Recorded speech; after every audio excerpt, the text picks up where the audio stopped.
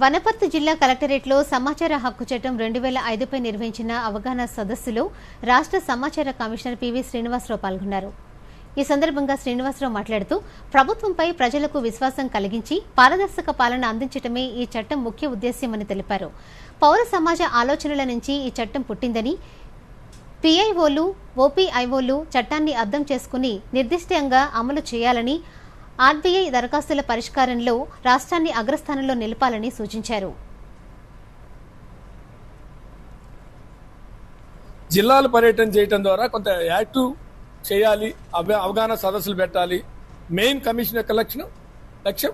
రెండోది కేసులు వీలుంత త్వరితగతిగా క్లోజ్ చేయాలి అనేది రెండో లక్ష్యం.